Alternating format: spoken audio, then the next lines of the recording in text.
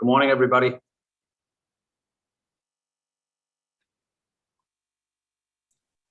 Good morning, Counselor. Hey, Shane. Good morning, Counselor. Hey, Cora, how are you? I'm okay. How are you? I'm doing good. I'm doing good. Good. Glad to hear it. Thank you. What a beautiful day out today, huh? Oh, I know. I know. We should be all out there enjoying it a little bit. Yeah, I think so, yeah.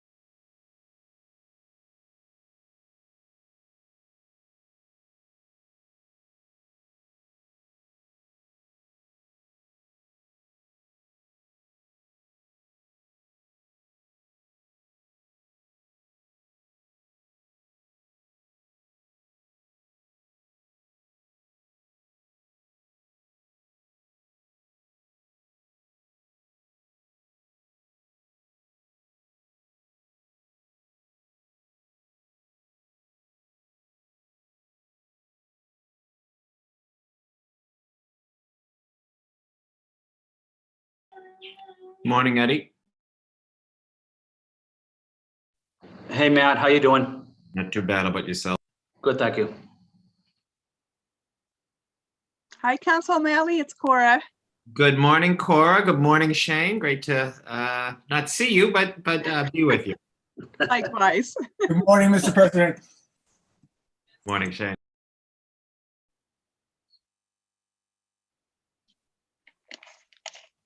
Eddie didn't get the memo that no suits on Fridays when the weather's nice.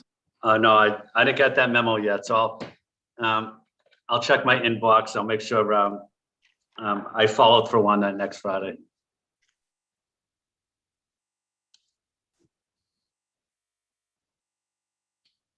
Yeah, we have to let our hair down on the weekends, you know, but I don't have much there, so what are you gonna do?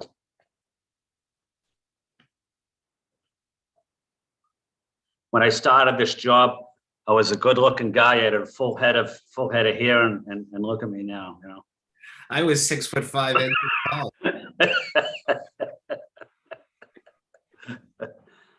I was the most handsome guy in the building, and I had the best haircut around, and I don't know.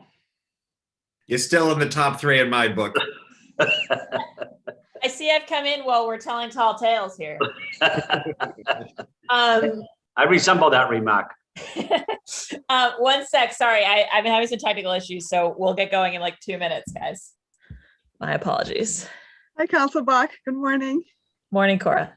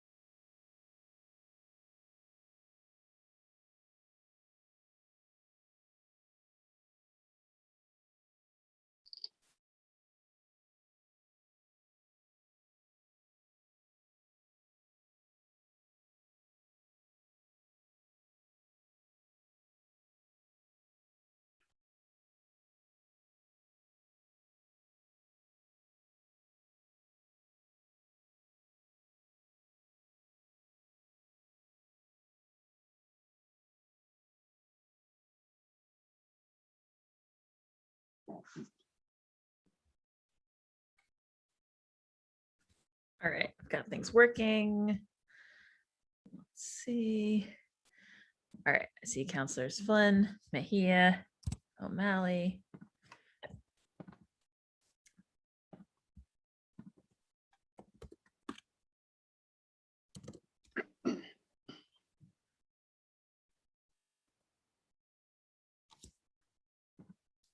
Sorry, everyone, my computer crashed and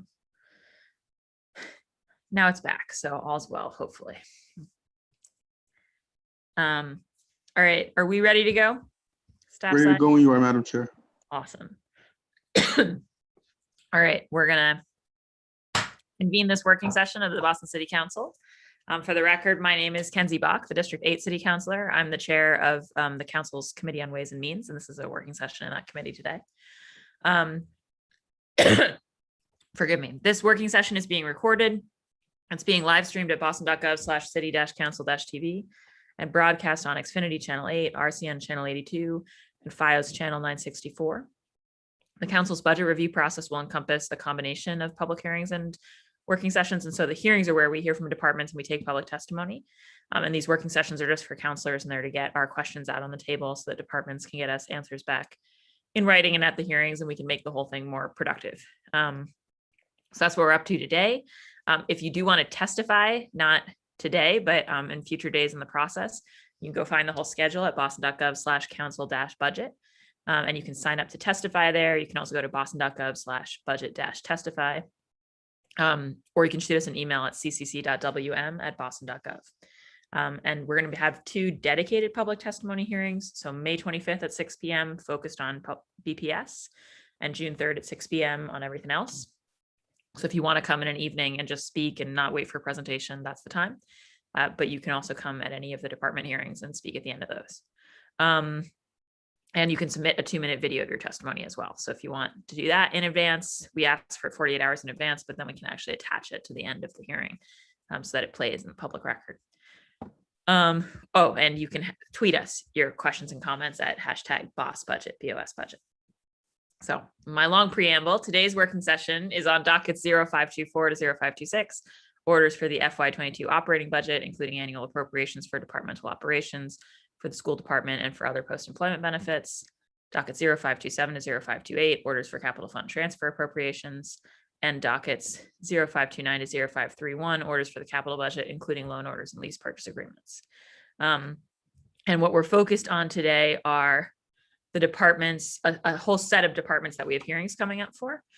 So those are the Fire Department, Boston Emergency Medical Services, the Public Health Commission, the Office of Health and Human Services.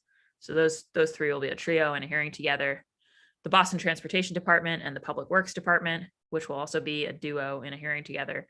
And then the Boston Public Schools, our last set of hearings with them, which are on their Commitment 5, Cultivate Trust, and Commitment 6, Activate Partnerships in their strategic plan. So sort of subheadings under that are partnerships, admin, budget, central office, leave of absence, workers' comp, retention, although we talked about that a bit last week, BPS, transportation, school safety, food and nutrition services, and athletics. So it's a lot of that stuff that kind of extends around the school for our students. And I'm joined here today by my colleagues, Councillor Ed Flynn of District 2, Councillor Matt O'Malley of District 6, and Councillor Julia Mejia at large. And I also have some questions that have been sent in by colleagues, but we'll give preference to the folks who are here in person. So there's a bunch of things to get through. So I think what we'll probably do, colleagues, is I'll just start out with questions for, let's do the first half: fire, EMS, Public Health Commission, Office of Health and Human Services.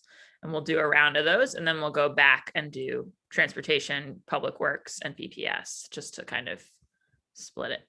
And I'll save mine to the end. So I'll jump first to Councillor Flynn, District 2. So Councillor Flynn, questions you want answers to for fire, EMS, the Public Health Commission, Office of Health and Human Services. Okay, thank you, Councilor Bach. So let me begin with EMS. this is a project that myself and Councilor Flaherty were interested in, but what is the exact status of the EMS Seaport Station? I know I have spoken to EMS, the mayor's office, but it's critical that we have an EMS station in South Boston waterfront, because the times before the pandemic, the response times were going up, unfortunately. So my question is, I know that there is funding for the design and construction of a new EMS station. We're looking for a potential site, but what is the timeline on this? Because my timeline on this is immediately. Engine 3 in the south end is getting funding for design and construction of a new firehouse. Again, what is the timeline? What is the timeline on this as well?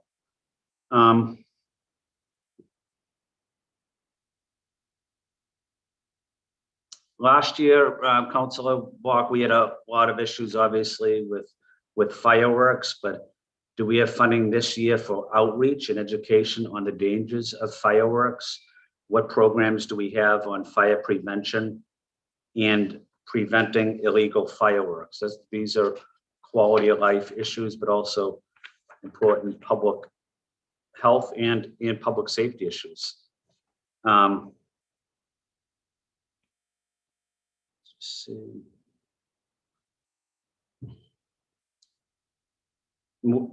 What I would like to see in South Boston is more enforcement of non-resident stickers and out-of-state plates. They're having a negative impact on the quality of life for residents, and I want to see a more aggressive BTD approach. I know I'm working with Boston Transportation Department on getting a one-way on F Street and West Broadway. Let me just continue with my notes. Councilor Block, I was heading into the public health and health and human services next. Gambling addiction is an issue within the AAPI community. It's an issue within our city and society. But are there any programs within BPHC that addresses gambling addiction in the AAPI community? I know that BPHC may be working with the state's Gaming Commission and Department of Public Health on this issue.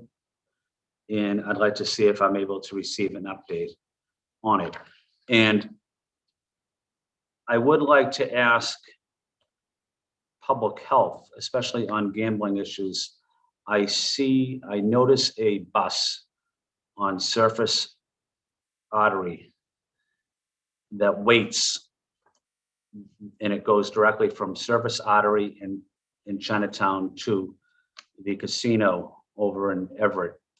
And I believe the casino in Everett is exploiting residents, especially residents of color, the Asian community, but I think they're exploiting them. They're giving them a free ride on a bus and a free lunch to gamble. They're hardworking, their money, they worked hard for, many of them in the restaurants. But I'm not happy with the casino for doing this. I think it's exploiting people, exploiting their weaknesses. And I don't think they especially should be using Boston roads to be giving free rides. So I would like an explanation from public health if we can address this, because this is a concern for me. It looks like there is a possibility that we might need booster shots of vaccines in the fall and winter to continue combating COVID. Are there plans in place now that prepare for that possibility? And how will BPHC coordinate that effort to get everyone to get booster shots, basically? Can we also talk about the renovation project at Woods Mullen Shelter? What upgrades are anticipated and what is the time frame? There are concerning reports. Again, continue with the public health. There are concerning reports, and this is something I've written about and had meetings recently with the health directors at East Boston and South Boston Health Center on increase in HIV infection among persons who inject drugs. What programs or partnerships are there to address this issue and to ensure those living with HIV/AIDS have the resources, the medical care they need? This is a top priority for me.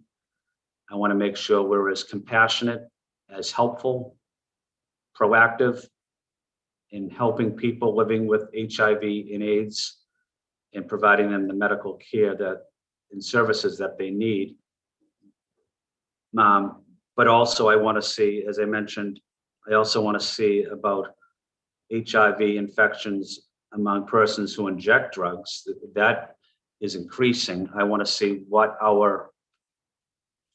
else can we do to be helpful. And again, needle exchange programs work. They were first established in 84 or 85 under Mayor Flynn. And it was very controversial when he enacted it in 85, but they work, and I support needle exchange programs. Boston Transportation, I'm going into Boston Transportation and Public Works. Oh, we were waiting for that one, Council Block? Yeah, I was just gonna do 2 rounds just to give Oh, okay. a chance to get in, if that's okay. Okay, let's see. I'm Wait, sorry, I'm just looking at my notes. I apologize. No, this is the first session, that's the point. Okay,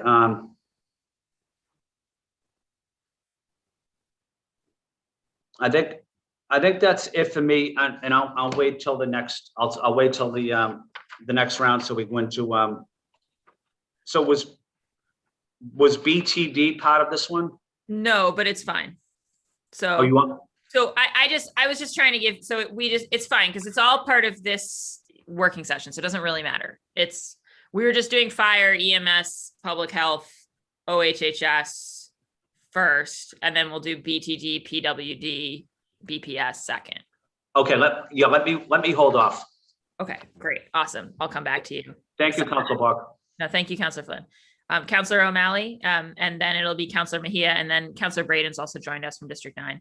Councilor O'Malley, this is so fire, EMS, public health, OHHS. Roger that, Madam Chair, and thank you. And it's great to be with all of you on this beautiful Friday morning. If we were in the chamber, I would initiate a standing ovation for Chief Marty Martinez when he came into our budget hearing. So perhaps we'll do that remotely. But obviously, he has been an unsung hero of this administration over the last incredibly challenging 13, 14 months now. So the first line of questioning as it relates to Public Health Commission, echoing what Eddie had talked about, as we sort of transition, as we're seeing some really positive trends as it relates to cases, as it relates to high vaccination rates in the city and the Commonwealth. What are boosters going to look like? There are people who've received their first vaccination back in February and may need a booster as recently as this fall. Will this be sort of the same hybrid public-private partnership for distribution? Will it just be at a healthcare provider? I'm just curious what the plan is for that. Secondly, the other unsung heroes of public safety, I wanted to obviously commend the men and women of Boston EMS, our EMTs and our paramedics specifically. These are among the hardest working individuals in the city of Boston. They have had an incredibly challenging year, as we all have, but particularly our folks in EMS, Boston EMS. And one thing that I've been pushing for, beginning with Councillor McCarthy, and certainly I know Councillor Flynn and Councillor Sabi George and others, is making sure that we have the correct infrastructure for Boston EMS. And there's nothing that, Eddie had talked about South Boston waterfront, obviously I support that as well. We need to have that as we're seeing populations grow. But even more than that, just having a centralized garage bay, looking at Franklin Park specifically, which is the center of the city of Boston, as we talk about some real upgrades and changes to the Shattuck Hospital site, that would be an ideal location for a permanent facility for the men and women of Boston EMS. This is something that would not be a budget buster in any sense of the world. In fact, it would help us save money in many regards. It would also then prevent the ambulances and other vehicles from just idling as they are. So this is something, it's a capital expenditure. It's been talked about for years. Every administration and every budget team since I've been in office have said this is a great idea, we should do this. We just haven't gone forward yet. So I want to see a commitment that that's going to happen, getting a centralized garage for Boston EMS. Again, I mean, Franklin Park seems to make sense just because of geography, but open to other ideas as well. So my colleagues may know, right now, ambulances are, assigned to certain geographical areas, and they could just be sitting in a parking lot waiting, for example. So this would help streamline that process as well. Next, I'm just trying to think, because a bulk of my questions are, bless you, that's little Margot in the background you may hear sneezing, are on BTD and Public Works. I guess fire, I'm more curious than anything else. What do statistics look like in a year when most people have been at home for the majority of their time? Have we seen a decrease in fire calls? Perhaps not. I'm not sure, but I'm just always interested to see what different trends we're seeing. Obviously, we're seeing far fewer fires than we did a generation ago, but we're also seeing some troubling stats as well. So just looking for an update on that, see how the staffing levels look, how people feel. Very delighted to see the Eggleston Square Fire Station well underway for a new fire station in my district, and just looking for just other trends that BFD has seen over the last 13 months. But again, as it relates to public health, job well done to our men and women of Boston Public Health Commission, specifically EMTs and paramedics, looking for support for them going forward in both infrastructure, in both staffing levels. I think that there is a renewed consciousness of health and healthful practices that we as a city can lead. So I'd like to actually see, there are some increases to the public health department's budget. I think that should grow even more as we talk about resubmittals and looking at other ways that we can support our community health centers and really just make Boston the most healthful city in the country. So that is all for this round, and I look forward to getting into Public Works and BTD for the next round. Thanks, Madam Chair. Great. Thanks so much, Mr. President. Councilor Mejia. Yes, good morning to my colleagues and to you, the chair. Morning. So, good morning. So my first three rounds of questions on the, let me read my glasses. So I'm curious if the fire department can expand on its knock and talk program. How many of these knocks and talks have been conducted, and how are the locations chosen for where they're carried out? I'm also curious about how the Boston Fire Department members are trained in multilingual communication in emergency situations. And then we noticed that there are no women in the top 10 earners within the Boston Fire Department, and only one person of color. I'm just curious, what are they doing to hire more diverse firefighting force, and how, to create professional development opportunities throughout the force as well. So those are some questions in that space. In regards to health and human services, I'm curious, how will the new director of youth and adult homelessness initiatives work with local organizations who are already plugged into the work for providing services to our area's unhoused youth? I'm thinking particularly about Bagley, the Trans Emergency Fund. And I'm curious about what does moving the Office of Returning Citizens do functionally to help our formerly incarcerated loved ones? I'm also curious in regards to Mass and Cass, what role, if any, they're playing to help alleviate some of the harm reduction concerns that have been raised over the last, forever, but I'm just curious of how they're leaning into that conversation and what supports they're looking at and need. And then for the Boston Public Health Commission, Last year, then Councillor Janey wrote a letter to the mayor alongside councillors of color urging financial investments in order to eradicate negative health impacts that racism has in our city. How does the Boston Public Health Commission budget actually reflect this? The letter written by Mayor Janey also urged that all violence prevention funding be moved from the BPD to the Boston Public Health Commission. I'm curious if this is going to be reflected in this year's budget. I'm also thinking of any future granting, such as the Shannon grant, just kind of like having a better sense of how we're going to be reallocating funding to support some of our proven community prevention methods, and what does that look like? So just would love to hear a little bit more about that. And then I'll save the rest of my questions for round 2. Awesome. Thanks, Councillor Mejia. Councillor Braden. And Councillor Braden, because you joined just after we started. So we're doing the first round's fire, EMS, Public Health Commission, OHHS. And then the second round will be the Public Works, Transportation, and Okay, yeah. thank you. I apologize for my tardiness. I was on No, another no worries. meeting. And I may not cover all the ground. I may, we'll see All how I good. go. Fire department, I also wanted to echo my colleague Gia Mejia's question about progress on diversifying the fire department, language skills, and again, advancement in the command structure of minorities and women is an issue that has been on the radar in the fire department for some time, but I'd just like a progress report on that. There's an issue here. This is more, I don't know, as I raised in the hearing yesterday with BCYF, I raise this in every department. I think it may have some relevance that we can try and develop a coordinated interagency or interdepartmental approach to finding support youth workers for our Fidelis Way and Faneuil Gardens, which are 2 of our public housing developments in our neighbourhood here. They have about 450 to 500 youth, children up and youth, and they haven't had youth workers for years. And during the pandemic, we saw an increase in violent incidents and an increase of problems. And we really feel that we need to address this issue urgently before we see a spike in teen pregnancies and increased substance abuse problems, and just generally a whole plethora of social issues that these young people need to have some structure.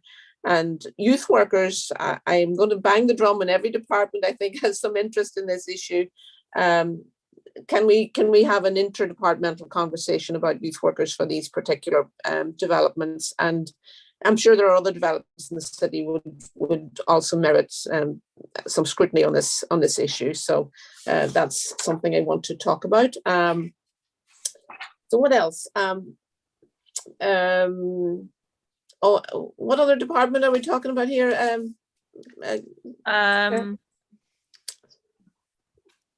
You went through fire.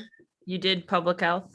Public health. I think the youth worker issue is a public health issue, so I'll leave it there. And EMS. Did you have anything on EMS? EMS. I know we're in a conversation to try and find a new station for our EMS units out here. There was some conversation with St. Elizabeth's Hospital. I don't know where that is at the moment, but we do need a more centralized location for a permanent EMS station. I also would like some updates on the status of advanced life support, if we have an advanced life support ambulance in Alston, Brighton, because we're some distance from, I think the nearest one when we talked about this last year was maybe Beth Israel Hospital. So I just would like an update on that.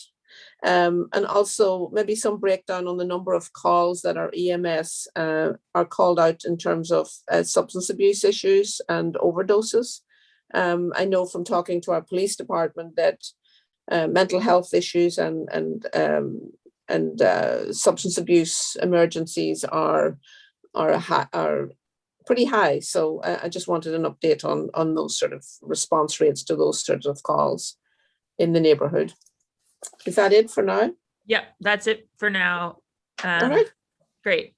I'll And come back for the next round is next round is transportation, public works, and BPS, the partnerships, central office, a bunch of things. okay. Thank you. Sometimes when I see all the I don't know, what are we talking about here? Yeah, no, that's very good. We've tried to strike a balance with these working sessions of not having too many, but obviously that means that you lump a bunch of departments together. So Okay. I'll save most of my questions for this round. I'll just do them at the end because I want to let colleagues get theirs in and then go where you need to go. But I think the one thing that I'll raise that I have a bunch of questions about, because I just want people to know it's going to be a subject of our hearing, is that this alternative response model that the mayor proposed with a kind of 90 to 120 day timeline back in April. So there's 1.75 million for that in the budget, and it's under HHS. And so we talked a little bit about it with the police in terms of the interface with dispatch, but the design of it is really being run out of OHHS, the Office of Health and Human Services. So I'm going to be asking them about, I know that they're in process, but my office, we've started talking to a bunch of other cities that do similar things. And so we're sort of interested in who are they talking to? What are they thinking the response team will look like? What we've heard from a lot of municipalities is that it makes sense to create these response teams that don't have police on them, and then have a specific set of calls that you're sending them to. And sort of curious what credentialing they're thinking about, how many people they're thinking to employ under the pilot, what the hours of service are. Are they thinking to target a specific section of the city first or to do it citywide? How's dispatch going to be trained to triage the calls? Is it just going to focus on mental health crises, or is there a broader set of calls that it might respond to? How are they going to involve community stakeholders in the development of the program? That's something we heard a lot of other cities had done when they did this. And so one concern I have about the sort of 90 to 120 day, we're going to design something out of, behind the scenes, is that it may not have that kind of robust community conversation involved. And then kind of knowing about how data will be tracked, and so we can figure out like what portion of 911 calls does this take over, and then the question about kind of, does it have, I think it would be very good for it to be something that goes through the 911 line because that's the number people know, but do you also have a secondary line that people can call when they just want that team? Or especially if community partners do, and kind of what they're thinking on training. So I think that if the council is going to be asked to authorize $1.7 million for the pilot, which is something I'm excited about, we need a bit of an update on their process and how they're thinking it through, even though they're not done yet. So that's going to be a thing I'm going to ask. And then I think that I have other questions, like I said, for EMS, public health, and for fire, but I'll ask them at the end of this. All right, so next I'm going to go back to the top and take the colleagues who are here on Boston Transportation Department, Public Works, and then with BPS, it's like central office, and then also partnerships, and then like food, school safety, and sorry, I should have my notes up here. Food, school safety, BPS, transportation, athletics, so that kind of stuff. Councillor Flynn, you have the floor. Thank you, Councilor Block. Councilor Block, I wanted to highlight, as it relates to BTD and Public Works, the following, and I just, maybe I should have made it a little clearer, but as I discussed the EMS presence in the South Boston waterfront, we built a neighborhood in the South Boston waterfront, and we partially built the Fort Point neighborhood without any regard to basic city services, which includes EMS, which includes fire, police, library. So I had a discussion yesterday with a prominent business person and expressed my frustration and reservations that we don't have that presence in the South Boston waterfront. He agreed with me. The South Boston waterfront is almost 50% developed now, and we need to be serious about including basic city services in there. So I just wanted to highlight that. Council Block, so sidewalks in many parts of our city streets need repaving. That is true in the south end, in Chinatown, in my district, South Boston as well. Usually there is a patch when a 311 request is made, then it gets referred for permanent repairs. Like, my question is, how long does it take to usually get sidewalks permanently repaired? Neighbors are also concerned about the lack of notification when they are doing sidewalk repairs. And how can we better communicate with our neighbors about Public Works Department? I think the Public Works Department does an exceptional job in our city. The reconstruction on Beach Street, which basically runs from the Leather District into Chinatown, was funded a couple years ago. It was supposed to be completed. We know that the Leather District portion of Beach Street was worked on, but the residents didn't see any work on the Chinatown portion of Beach Street. Can we clarify the project scope? Would we be able to repave or upgrade streets and sidewalks in Chinatown? And I say that because in Chinatown, many of the residents there are seniors, and many of the residents are families with young kids, and they're bringing their little kids to school. So about the last thing I ever want to see in my district is seniors having to walk in the street because the sidewalk is broken. So I want to make sure we try to get as many of these sidewalks filled as we can, fixed as we can. I think that's critical.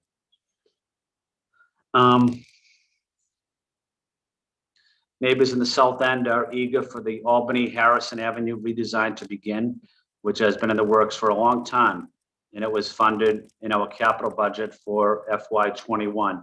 What is the timeline now, and when can the project start? Just looking at my notes here as I continue. Just give me 1 minute, please.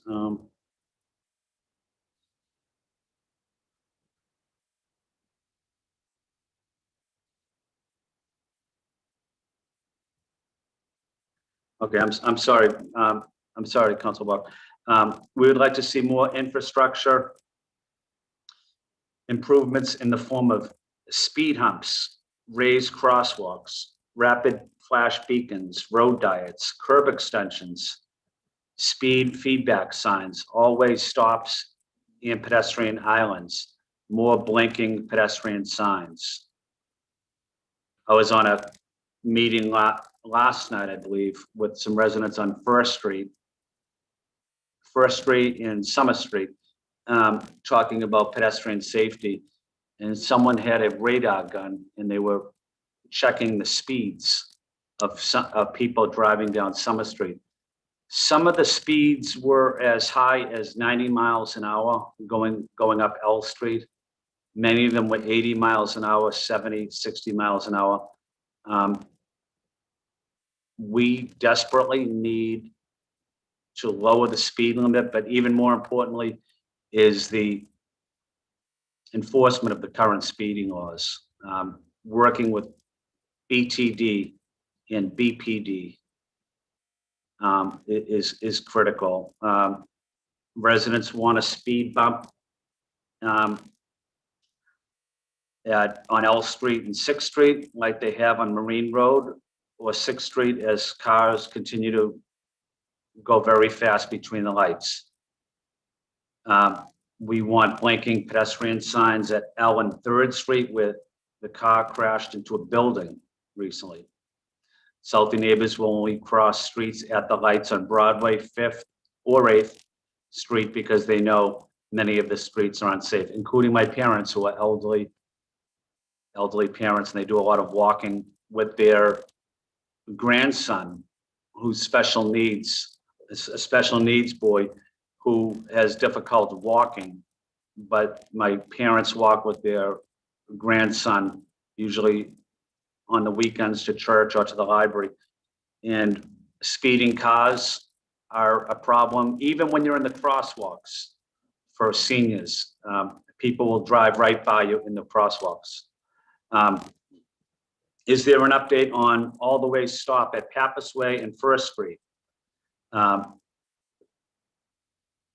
Is there an update on a rapid flash beacon on East Broadway at Stop and Shop in Walgreens? Making one lane from L Street to Perkins Square or G Street to avoid double threats, where the first car lets you go, but the second car flies around you. That's how our friend Richie DeVoe was hit on K Street in Broadway. Richie's a good friend of ours. The lines painted for 2 people make cars speed or pass on the right. It's unsafe for families and our seniors to cross. Is there an update on a road diet on Preble Street near Andrew Square in the Rotary at St. Monica's? We need to also coordinate with the state on the blinking pedestrian signs.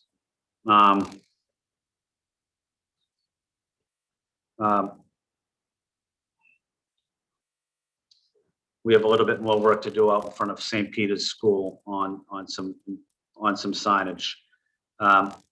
Again, more enforcement in South Boston on non-resident stickers, out-of-state plates. Again, want to highlight the excellent job of our dedicated city employees. Council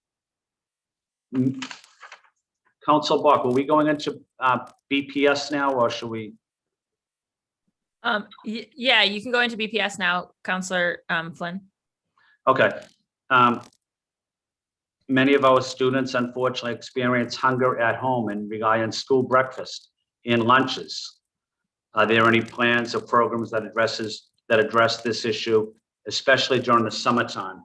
And I know I've spoken to the superintendent about this, but I'm concerned, I'm troubled about this summer, especially for our immigrant students, immigrant families, for residents living in public housing that don't have the access to the services. What specifically are we doing to help young people in public housing in the immigrant community during this difficult period of time with services? Myself and Councillor Bach talked about as we talk about public housing, Unity Day. It's probably one of my favorite days of the year. I know this is not a BHA thing, a BHA segment, but BHA Unity Days play a critical role in bringing our neighborhoods together as well.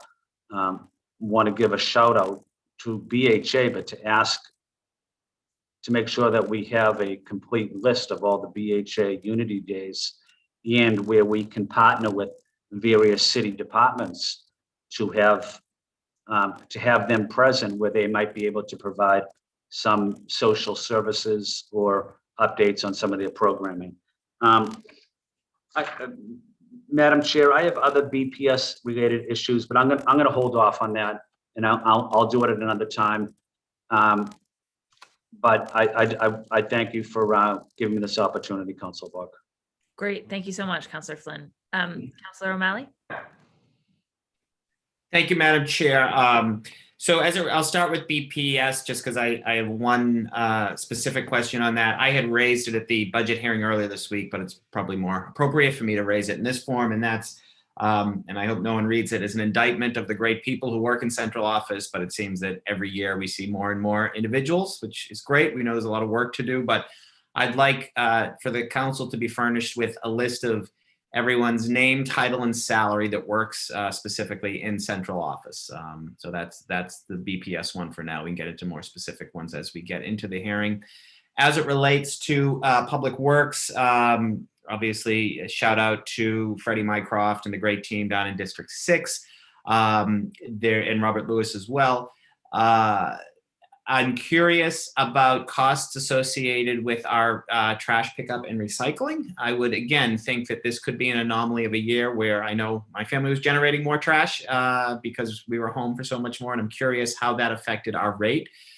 We are one of the few municipalities where our recycling still costs less than our trash pickup, which is a very good thing. It's not nearly the revenue generator that it was a decade ago, but it's still less than just trash, which should one incentive for people to recycle more.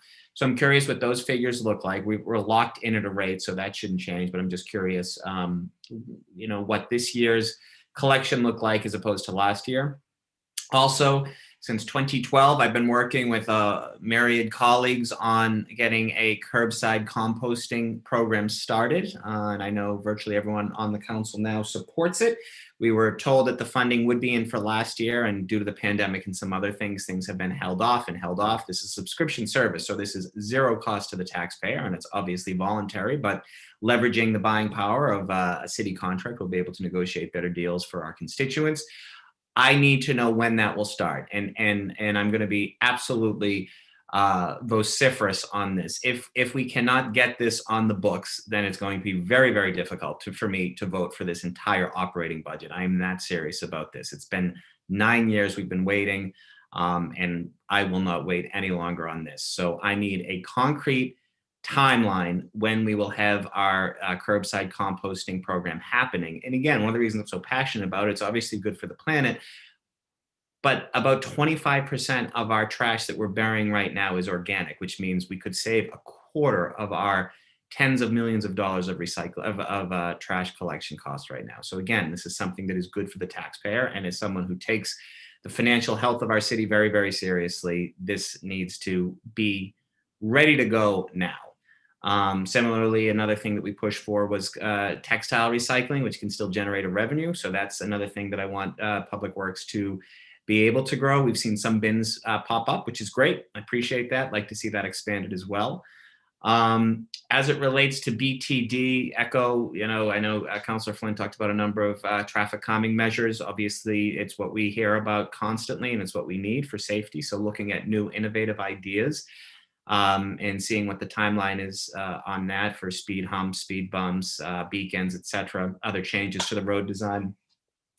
Excuse me, Margot is helping out with this. Okay, honey? She's okay. And I just lost my train of thought. Oh, on BTD as well. I know that we have a website in terms of the layout of street repaving, what the priority is. Usually that's a pretty good barometer, but not always the case. So looking for more clarity on that. I want to see if we were able to do some more road work, given the fact that there were fewer cars on the road. I was proud to have played a role with this council in our micro-mobility study. And I mean, this can and should be a conversation with me and Chief Osgood, just figuring out where we are with our micro-mobility, which is allowing a piloted e-scooter and electric bike usage. A lot of cities have actually seen their usage climb dramatically during the pandemic. So it's something that we perhaps have missed out on, but again, we want to make sure we do it right. And I think that is basically it for BTD, Public Works, and BPS. But again, to all of our civil servants who serve in those capacities, just thank you for great work in a really, really challenging year. And we're just really grateful for all of you. So that is it for me, Madam Chair. Thank you. Thank you so much, Councillor O'Malley. Those were great. Next up is Councillor Mejia, and then it'll be Councillor Brighton. Councillor Mejia. Yes, okay. So Councillor Bach, I just want to say thank you again for hosting these working sessions, because it helps us move the work literally along. So you're dope. I appreciate you. Thank you for joining them. I appreciate that. Yeah. They're important. So for the BTD, I just a few little commentaries and just some questions here. There seems to be a disconnect in many communities between things like public transit infrastructure and public safety. You know, a lot of people in our neighborhoods, like in Dorchester, Roxbury, Mattapan, Hyde Park, are more spectacle of riding their bikes to work when, you know, we're dodging bullets out in these streets. So I'm just curious how we are coordinating public transit infrastructure efforts alongside violence prevention strategies. I oftentimes feel like everyone's operating in their silos, but we do definitely have an opportunity to see the intersection of these things, so that we can get more people on bikes. We also need to address the issues of violence, and I'm curious what, if any, efforts are being made to do just that. And in regards to the workforce, we know that Black and Brown people make up 36% of our workforce, but 0 of them are their top earners in terms of salaries. And so I'm just really curious about what is the plan to create avenues for professional development for Black and Brown employees. I think that that's a big discrepancy there. And I think we have an opportunity to shift that. And I also think that one of the things that we heard a lot about, especially like around the American Legion Highway area, you know, just kind of like the process in terms of how we're deciding where we're putting bike lanes, what that community engagement process looks like. I do believe that there needs to be some sort of, I guess, if you will, a report back, or just like, here's what we heard post these conversations, just to, what level of engagement are we looking at in terms of like once these decisions are made? Do they do any follow-up? In regards to BPS, we're seeing a reduction in staffing and in budgeting for athletics this year. So what is the reason for this cut? Food service and lunch monitor funding is also being cut. Can the administration talk about the reasons behind these cuts? And while we're talking about lunch, we've been hearing more and more we've been getting more calls to invest in more local nutritious food, but we're still operating under a giant contract. Has the administration conducted any outreach or community conversations around the possibilities of breaking up that contract and relying more on locally, culturally competent foods? I think, you know, we're spending a lot of money on food that kids are leaving untouched. And so if there was an opportunity for us to support our small local restaurants, why not do so? Like, what is the resistance to supporting local businesses? I think that if we have the will to do so, there's nothing that we can't do. So I just want to know why can't we? And what's the problem? Because once we know what the issue is, then we can better manage our expectations. But I have yet to hear why we can't do that. And so I'd like them to come with a clear answer around that. And yeah, I don't know, Councillor Bach, if this would be the right place for this particular BPS situation, but I'm curious about, I know I keep asking about the number of lawsuits around special education. I'd like to know how much money we're spending on defending those, as opposed to actually delivering the services. So I'd like to get some answers around that. And I also would like to get some answers around just the McKinley schools and some of the community engagement efforts. So would like to hear about that. And, you know, in regards to Madison Park, we know that everyone's been fighting for that school. I'm just curious as to what the administration is thinking of doing in terms of real investments.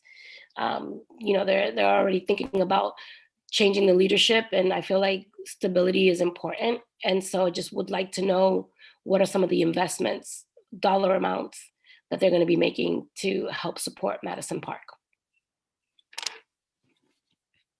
That's it, Councillor Bach.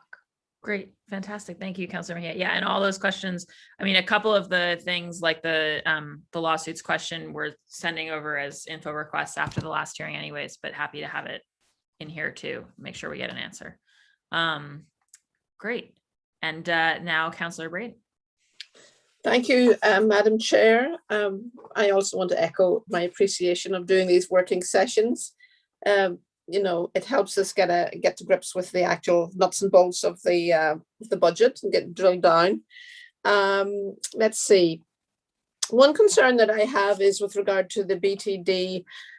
We have had an extensive Alston Brighton mobility study that has gone on over about 3 years, and the final recommendations for a plan were published this week. It always, as with all of these improvements, we have great plans, but then we throw the ball, the BPDA throw the ball to BTD and say, on you go, implement these recommendations. And it's become apparent that, you know, they just don't have the bandwidth or the staffing to really execute a lot of the recommendations. So I would like to know what the situation is and what they see. I know recently the BPDA are in the process of transferring funds to the BTD to try and implement some of these recommendations, but it seems to be a rather unsatisfactory arrangement that they're depending on the you know, that sort of case by case transfer of funds to try and do the work that they have to do on a daily basis. I also wonder, you know, there's an issue with the BTD in relation to our compact living pilot. The units have a very low parking ratio, and the only way it will work is if residents in these developments do not get resident parking stickers. And I know we've been told by the BTD that that's unenforceable and they can't do it. But if we are seeing increased numbers of these compact living housing situations with a very, very low parking, little or no parking ratios, then we have to come up with a workable solution to stop people just trying to park in the street, which has become an increasingly difficult situation. And with regard to the DPW, I had a question about the Monastery path between Warren Street and Washington Street in Brighton. It is a pedestrian pathway that monies were set aside from one of our big development projects to help restore that path. I just want to know progress on that and a status update. And then also there's another path called the Foster Street path that goes between Wilshire Street and Foster Street. It's actually a very pleasant walk and a great shortcut in the neighborhood. It's through an urban wild, and it needs, the pathway is just totally eroded and broken up. It needs to be restored and I'm thinking a permeable pathway and plantings and signage would be a very good addition there. I had a question about the use of salt in the winter.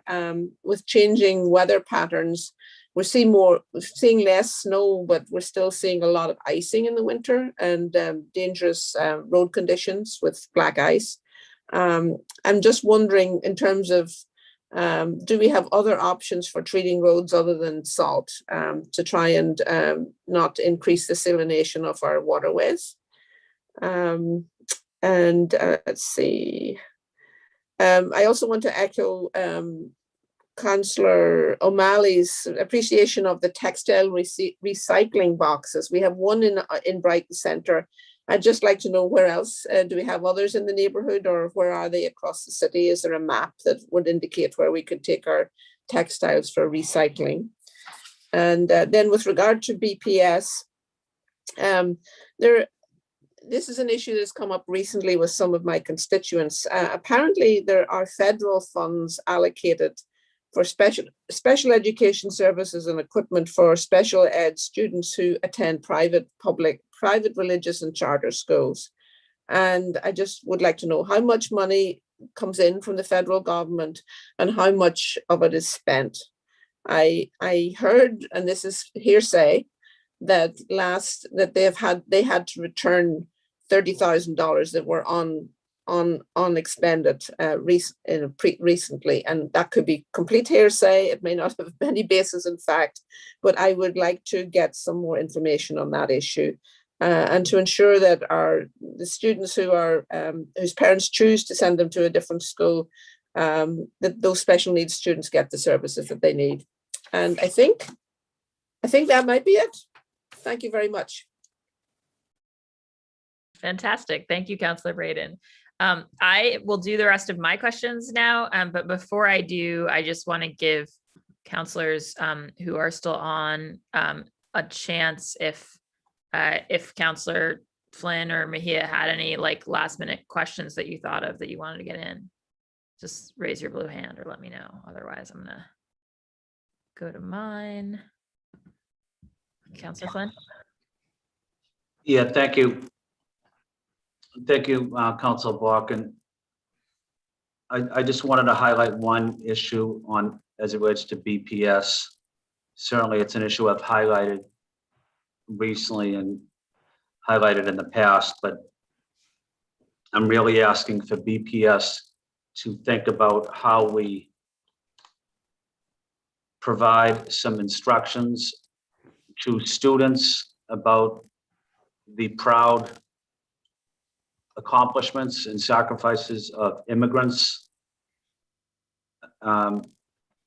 Making sure that whether we formally do it in a curriculum, which I think would be more beneficial, or we study it, but I would like us to have a curriculum where we study and acknowledge and read about and educate our young people about the contributions and sacrifices of immigrants, how they help build our country. A lot of people don't know about the proud history of immigrants, and they're not here. Immigrants are not here and not working. Immigrants contribute every single day to our country.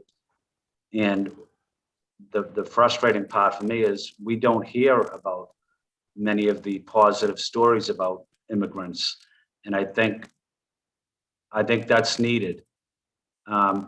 We also seen a rise in violence against the AAPI community, which I would like to see as part of the BPS curriculum.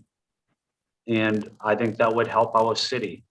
And I would help our city unite and treat each other fairly and with respect, but in celebrating the AAPI community instead of placing blame at them and their families on this pandemic, which had a devastating year on the Asian community. But I've talked to the superintendent about it, and it's something that's important to me because it's important to my constituents.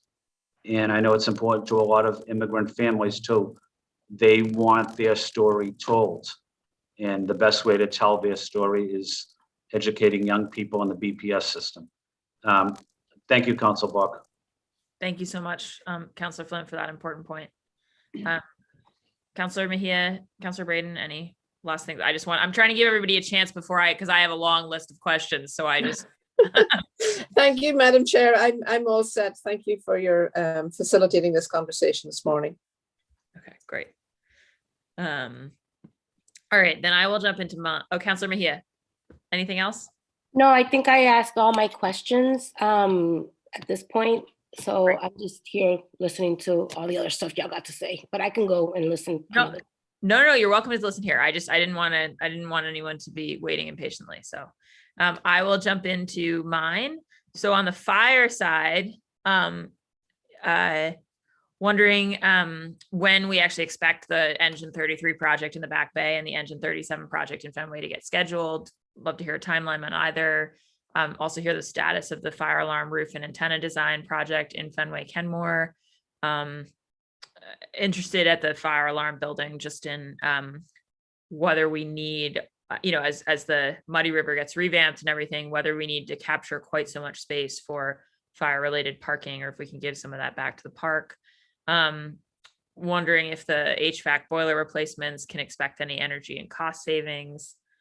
There are some decreases in the training, health, safety, and wellness and fire prevention budget line items. And I suspect there's sort of simple explanations behind that, but if they could just speak to the reductions, that would be great. The other colleagues have already asked this, but just where fire is on, the efforts to recruit women, folks who don't identify as male, and make the firehouses, more welcoming and safe spaces for them. And then also, to, I think it was Councillor Mejia's point, create pathways to leadership. I think it's really important. And I would also love an update on the knock and talk program. What they think the reason is behind the decrease of the percent of calls responded to under 4 minutes. Since by 20, so that's gone down 20% since 2019. So that's obviously on the face of it a little bit concerning. And then just weather fire, one of the things that I've seen is that there are a significant number of fires that don't require the full that are sort of the types of calls where you don't need the full large trucks. And I'm sort of curious about whether we've thought about acquiring some of that more nimble apparatus just for getting around the city streets. I've got lots of historic streets that are, grandfathered in. And while I know that the fire department wishes they were all 20 feet wide, I think, we could think about having some of that smaller, more nimble apparatus too. So just would love to hear, there's a fair bit of it that you could do with something that's more van size. So just wondering whether there's been any investigation of that. And I already asked my questions about the OHHS pilot for alternative response. The one other question I have for them, and it's kind of falling across a lot of different categories. It could also be a public health question, but sort of the plan for getting us more 24/7 public bathrooms throughout the city. I know there's a bunch that public facilities administrators that are under a contract with JC DeVoe that have been shut. How are we getting those reopened? And I know there was some talk of pilot this summer. Councillor Baker's asked about that too. I really want an update. And I just think that bathrooms are one of those things that literally everyone needs. So I would love to talk about that. I see that we've been joined by Councillor Flaherty. So I'm going to interrupt my questions. Councillor Flaherty, thanks for joining us. Thanks, Madam. Thank you, Madam Chair. Just an update, obviously, on the 2 district chiefs that were removed during the Menino administration, and see whether or not we can get those 2 district chiefs positions restored. One obviously is over in the West Roxbury area, given the significant and serious pipeline concerns from the residents in West Roxbury and throughout the Southwest corridor. To remove a district chief was extremely careless. So would like to see a district chief restored to that district, and also the one over at the Longwood Medical area, portion of your district, Madam Chair, also lost the district chief position. And if there's ever an area where someone wants to really wreak havoc and cause serious disruption, it would be over in the Longwood Medical area. So we also should have a district chief car over there. And clearly the backfill will obviously serve to diversify the command staff as well. So all good stuff. Could be a win-win.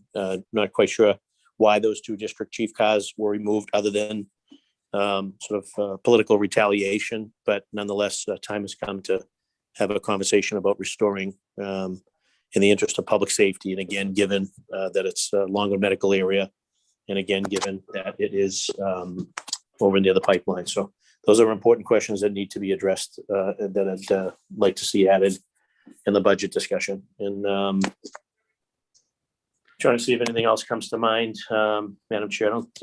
So Councillor Flaherty, besides fire, because we're doing a whole grab bag of things here. So we've got fire, but also if you have anything for the Public Health Commission, EMS, or the Office of Health and Human Services. No, obviously just, and also the same line is to encourage those different departments to talk about and to support chiropractic services being on the formulary for City of Boston employees. We talk about sort of lost man and lost woman hours when they have to get a primary care doctor, then see a specialist, and then there's time off, and then there's FMLA, et cetera. Folks are on pain medications when they could just go to a chiropractor, get an adjustment, get back to work as quickly as possible, in some instances the same day or the next day. So not sure why that continues to be a head scratcher, but it'd be great if all departments would encourage that and not have it be part of bargaining. It should be part of the city's formulary. When we're doing business with insurance companies, we should just be using our bargaining and buying power, if you will, as the consumer, and requiring them to come to the table with chiropractic services on the formulary. Often we're watching the administration, just they want to talk about negotiating it. Well, if you're going to put that on the table and that's up against wages and benefits, et cetera, what do you think people are going to take? They're going to take the higher wages, because not everyone takes advantage, obviously, or uses chiropractic services. But if we want to talk about getting folks back to work as quickly as possible, we need to start talking about having that added to the formulary. And that's all departments. Yeah, great. Thanks, Councilor Flaherty. And then we're also doing, if you had anything for the Transportation Department and Public Works.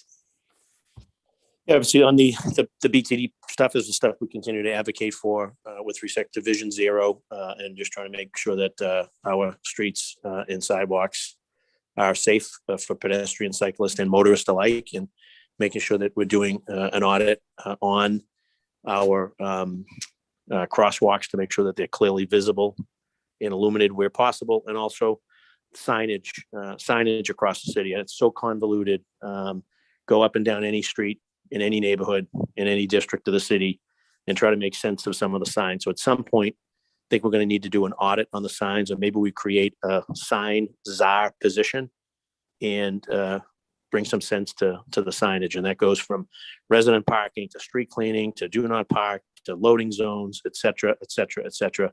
So time, I think, has come to sort of restore some sensibility to signage. Some signs are not clearly visible. Other signs are missing. Other signs are pointing at each other. It goes on and on. So I'd love to at some point have a discussion and have it be part of sort of maybe a capital plan where the city and its transportation department will literally go street by street and restore signage order. So other than that, I'll think of some other stuff. I know that we're working closely with the commissioner. Commissioner Rooney has been doing a great job at the transportation department. He's very responsive. So anytime me or my staff have a transportation issue, he's been excellent. So Great. Thank you so much. thank you, Madam Chair. No, thanks for joining us, Councilor Flaherty. And now I'll go back to questions that I'm going to ask. And then I've also got some questions from Councilor Arroyo to read. So for me, back on EMS, just I think there is a decrease in the EMS budget. It might again be a kind of money moving around thing, but if they could just speak to that. And then EMS's involvement in shaping the alternative 911 response, and what their current training for mental health response is, and whether there are calls that just EMS takes, and just kind of thinking through that, because they're obviously a really valued resource. And then kind of just continued work on diversifying the workforce and where we are with that at EMS would be great. And on the Public Health Commission, would love to get a bit more, it's sort of a D&D question, but it's sort of a Public Health Commission. So I'm going to ask it to both departments to sort of talk about their youth and young adult homelessness work. We've put a bunch of money in on the D&D side, but there is a public health piece of this, and would love to specifically understand with the shelters, how, like, what we're doing to be friendly towards young adults. What about LGBTQ young adults, who we know are a disproportionate proportion of homeless young people? Obviously, Cambridge has a sort of more dedicated shelter targeted at that population. We don't have that. What's our progress? How are we thinking through that piece? And then if they could talk about the reason for the overall decrease in the Homeless Services Bureau. I think, again, it might just be an accounting thing, but we just want to know about that, because obviously we want to see those services continue to be robust. Would love to hear, this is an OHHS/BPHC question. In some ways it's really for the chief, but thinking about plans to use federal funds, the vision and the kind of categories that feel like where he's going to be advocating for allocation of those funds as this committee, and then Councilor Flaherty's committee kind of does oversight of that. I think it'll be really helpful to have that conversation in the hearing. Talk a little bit about the Consortium for Professional Development line item. We weren't sure what that was. And and talk a little bit about the functions and programs that are carried out at each property. Just, obviously BPHC actually has a number of sites around the city, and I think it would just be helpful to understand what happens at all of them. As a new counselor, I still don't fully know that. And then, talking again about rapid rehousing and such. Again, that might be a D&D question, but to the extent it's a public health question, we'd love to know. If we get a little bit of a take on the environmental hazards piece. Again, that's a line item. I don't know whether that's something that companies and landowners are cleaning up and mitigating. Just would love to understand how that all works. And then whether I think we've been talking a lot about racism as a public health crisis and about sort of disparate impacts, and how the Public Health Commission is really re-gearing to work on. I mean, it's continuing the work they've done in COVID to think about things in that vein. And one population that I'm trying to advocate for throughout these budget hearings is our Native American and Indigenous population in Boston, because I think because they're statistically such a small number, they sometimes get left out of the kind of convenings and conversations, the data. And then there are a bunch of folks in that community who they don't technically live in Boston, but Boston is their community hub. And so just would love to hear how the Public Health Commission is thinking about and working with that community. And what specifically they're doing. And then my impression is there's been quite a lot of unfilled positions, over the years and in this COVID period at BPHC. Obviously Rita's been doing a great job as the interim director, but the director role, COVID did kind of hit us not having an infectious disease director. And in general, I think that, while we've responded amazingly, and I agree with Councillor O'Malley's kudos to the whole team to COVID, it did find our public health infrastructure for infectious disease handling, along with that of the rest of the country, behind, right? Like not having been something that we invested in. So, fooled us twice, shame on us. So I'm sort of like, okay, how are we thinking? We're all feeling a great sense of relief to be out of the pandemic, but unfortunately we can't just tell ourselves, well, this won't happen again for 100 years. That's not an inevitability. And so I would really like to know, as we come out of this, what we're doing to soup up our infectious disease infrastructure and hiring and all of that. I think those are my main questions for BPHC. And then I am going to ask my transportation questions, but I'm going to pause for 1 minute and plug my computer in, or else this hearing will be abruptly ended. So with a request for everyone's patience.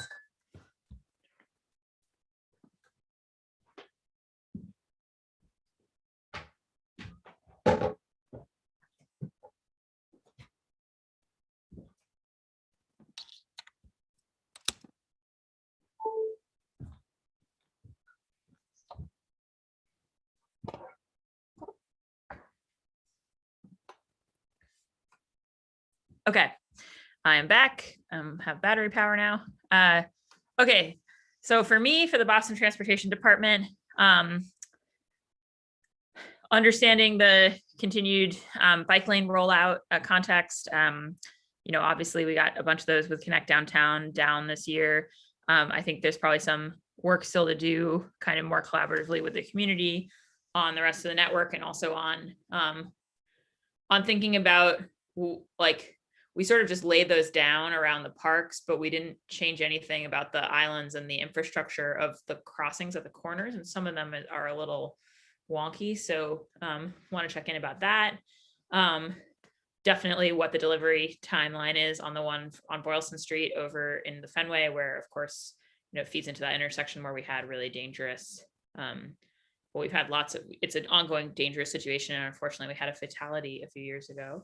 And so I just, I've gotten updates from the team on that, but the timeline has shifted. So I want like a kind of updated update on the timeline.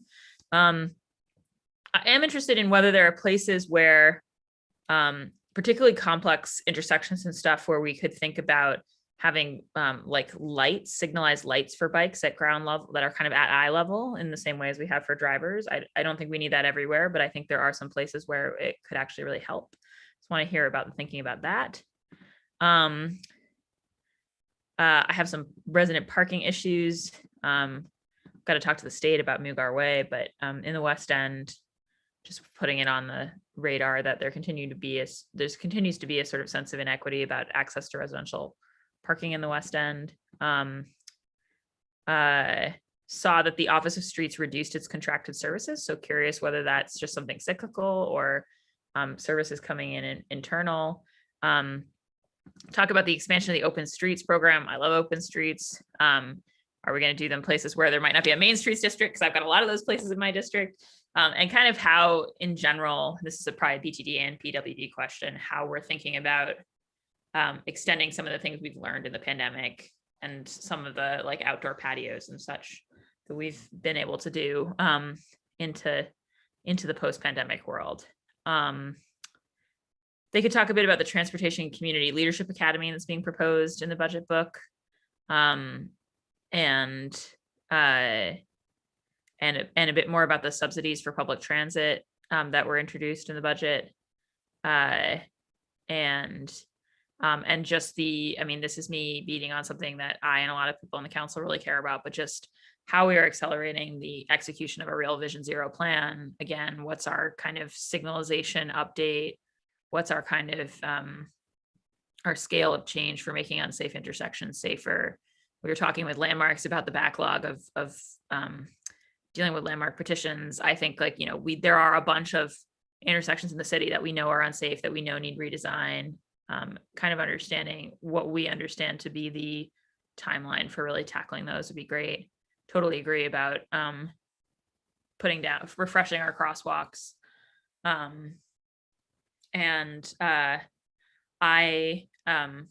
have checked in with them recently, but just really want to emphasize the need for a coherent, complete, kind of solution on Blossom Street to be a part of what comes out of the MGH project in collaboration with MGH.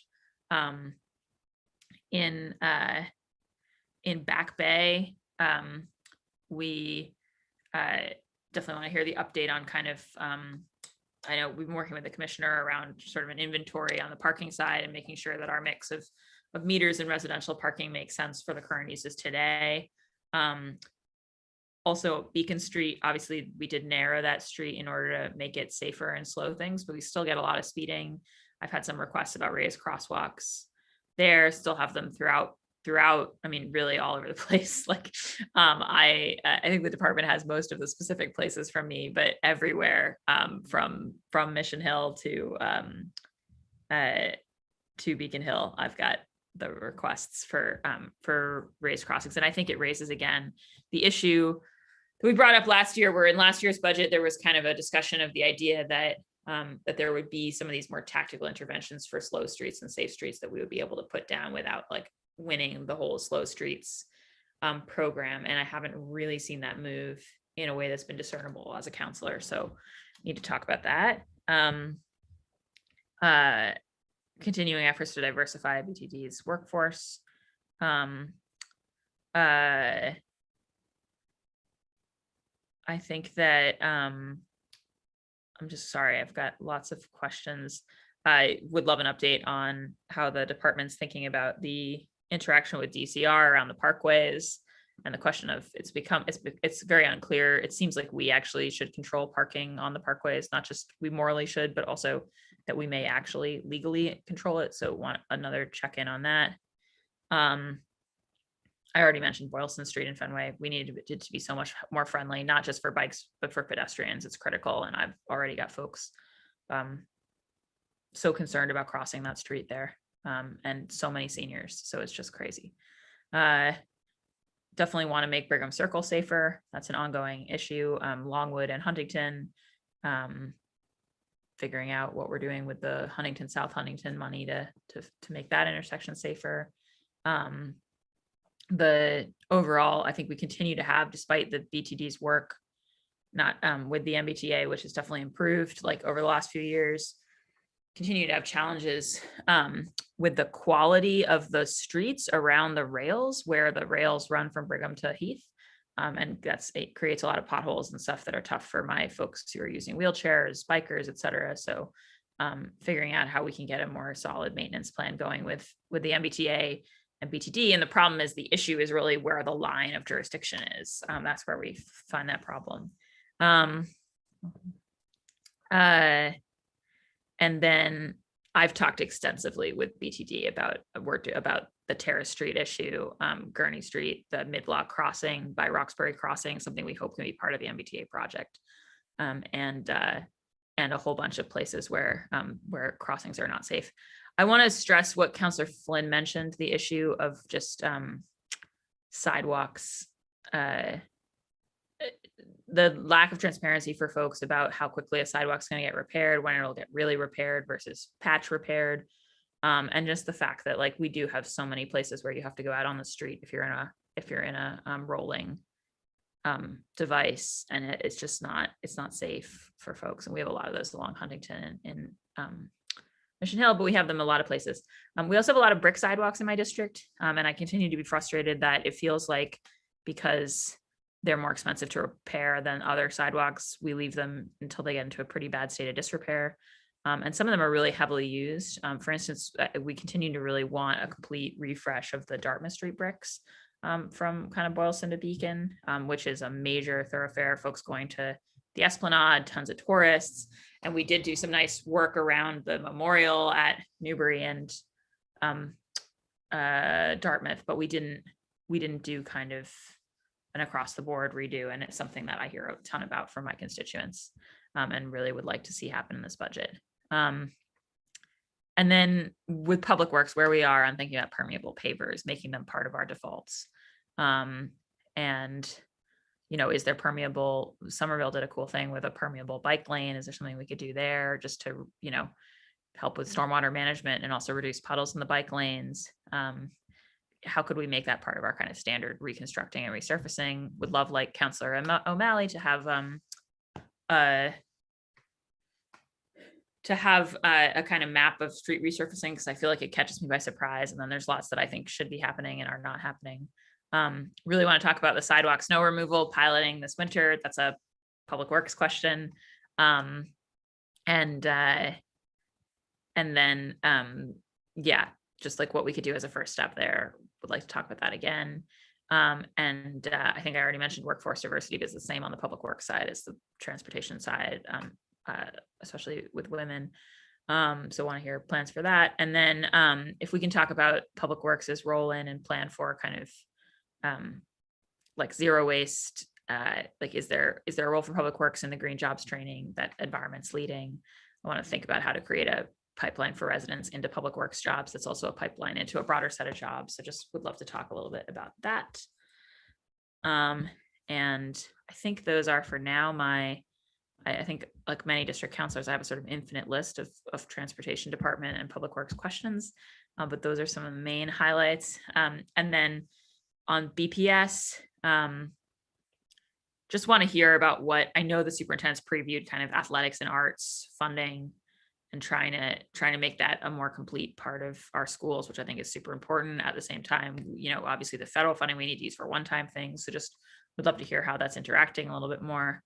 I already asked this to the transportation department, but I haven't heard yet the right answer. So we keep renewing the TransDev contract for single year terms at BPS with transportation. When are we going to be in this position to issue a new RFP to adjust how we dictate the service that we want and pursue competitive pricing? I know they said that was in the works. Would love an update.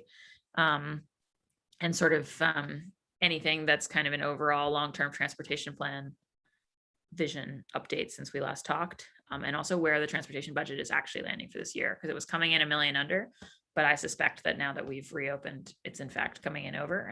And I know there's some COVID money available, but would like to know an update on that. And we got an update from them on the electric vehicles, but just anything more about that. And I think I already mentioned that the RFP it also needs to just give us more flexibility than we have right now, so that we can really get transportation costs down as we reimagine things. and then where we are on getting more reliable bus monitors, whether that's compensating them better, or shifting the way that they can be shared, and how often students are left without a bus monitor and so without transportation. And then just curious if the non-BPS student transportation budget we expect to grow because of the loss of enrollment, or if we think that more of those folks are leaving to schools that we don't transport to. Just trying to understand what the effect of enrollment decline is on the transportation side.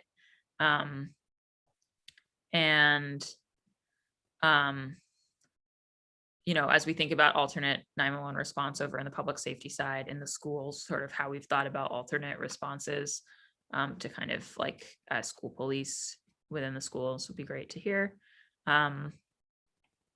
There's a security aid role that's described. I'd love to understand like what that is, who that is, what they do. There seemed to be a little bit of inconsistency between the request for information response we got and the budget book about school police officers. So if we could just get definitive numbers on that. And then the total number of library staff across BPS, whether you know, and again, it seems like there was some discrepancy between our request for information response and the budget book. So that might just need reconciling, but would love that. And then kind of if they could focus in on the contracts for food and nutrition services, what the quality of those is, where they're sourced from, how we're thinking about diversifying and breaking them up. I know there's been work and thought on this, would just love an update for the council. And then what we learned in the food process of this year, which has been nothing short of a Herculean effort by BPS, and what learnings they're taking from that in terms of providing more robust food support, even as we come out of COVID for our families. So those are my questions. And now if you're still with us, bless you. I'm going to read a set of questions from Councillor Ricardo Arroyo from District 5, so that they're on the record. And that will be the conclusion of this working session unless someone else pops in the meantime. So from Councillor Ricardo Arroyo for the fire department, why is the department's BFD training program budget decreasing by almost 9% in FY22? Can the department talk about moving the cadet program funding to contracted services? Compared to last year, BFD has the same percent breakdown by gender of its employees, 6% female and 94% male. Can the fire department talk about its efforts to try to increase the number of female employees and reduce this gap? I just want to say because Councillor Arroyo here reminded me of it, I think we want to know about the fire cadet program implementation in general. It was a big deal to get that passed, approved through the state legislature at the very beginning of this year. And I think we're going to want an update on what implementation looks like. Last year, there was a breakdown of 16 top earning employees with 94% white.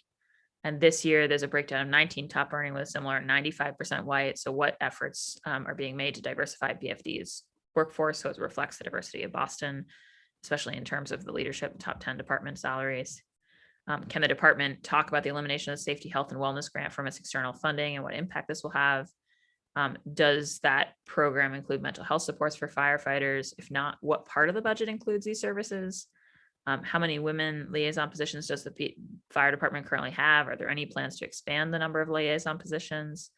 What additional resources has fire allocated for the upcoming year toward making women feel safe and supported within the department? What policy changes has the department implemented since FY21? Does the department provide any kind of trainings or workshops to employees around workforce discrimination, harassment, and investigation or reporting systems? What percentage of fire staff is fully vaccinated? How is the fire department working to ensure that its staff is fully vaccinated? And will the fire department require employees to be fully vaccinated to continue working? Then Councillor Arroyo asked for Boston EMS. Why is Boston EMS's FY22 budget set to decrease by 2.5% from FY21? What does this decrease represent?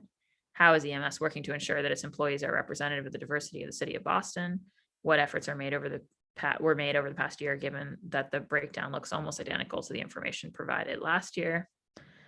What percentage of Boston EMS staff is fully vaccinated? How is Boston EMS working to ensure that its staff is fully vaccinated? And then for the Public Health Commission, what is the status on appointing a permanent executive director for the Public Health Commission? Why has the Public Health Commission only had an interim director for over a year now? Can the commission talk a bit about the annual $100,000 for state of emergency for communities of color line item within the Infectious Diseases Bureau? What does this investment actually fund? Why is the racial equity and health improvement line item within the public health services centers set to decrease by about $500,000? What will the impact of this decrease be? BPHC's breakdown of top 10 department salaries shows 80% white, 10% Latino Hispanic, and 10% Asian, despite 37% of all BPHC employees being Black. Can BPHC explain this discrepancy and efforts that are being made to ensure that Black employees are not locked out of these leadership opportunities? Does any part of BPHC's budget go towards partnerships with community health services? If so, how much and what specifically will this fund in FY22? The Recovery Services Bureau and the Homeless Services Bureau have two of the highest proportions of externally funded FTEs compared to internally funded FTEs within the BPHC. Why are such a large portion of positions externally funded for homelessness and recovery services? And does the commission plan to change any of these positions to internally funded? Then Office of Health and Human Services, Councilor Arroyo asks, can HHS explain and give a little context for the new $1.75 million investment for alternative policing planning? Who will HHS be partnering with, if anyone? When does HHS expect the alternative policing model to be ready? When can we expect implementation? What will the rollout look like? HHS is expecting $4.175 million in contracted services for FY22. Can they explain what specifically the office will be contracting out for? What will the breakdown of these contracts be across HHS, the Office of Food Access, and OPS? Then HHS has no minority business enterprises, women business enterprises, or small locally owned business enterprises who they're contracting with. How is the office working to change this, especially with $4.175 million in new contracts expected? Then for the Boston Transportation Department, Councilor Arroyo asks, why is the Go Boston 2030 tracking and communication grant being zeroed out in FY22? Was this a one-time grant? What is the status of Boston's neighborhood slow streets program? Is there still a backlog? And if so, how long a backlog? And when can we expect to catch up? For BTD's targeted traffic calming measures, how is the city determining which streets get priority in getting these measures installed? Can BTD explain a bit more about the $2 million increase in contracted services for FY22? And then 90% of BTD's top earners are white. How is BTD ensuring that its employees of color are not being locked out of higher level positions within the department? Similarly, 80% of top earners are male. What measures is BTD taking to ensure that women are not being locked out of higher level positions? Then for Public Works Department, how is Public Works working to reduce the disparity between the number of female and male employees? The breakdowns for this year are almost identical to those from last year. What has PWD done over the past year to try to recruit and hire more female employees? So those are Councilor Arroyo's questions. I am grateful for, I think that's everything. Yes, those are all of the questions that we got from counselors, and we will be, per usual, putting this together into a formal information request to go over to the various departments so that we can have the best hearings possible. So thank you. Thank you, everybody watching.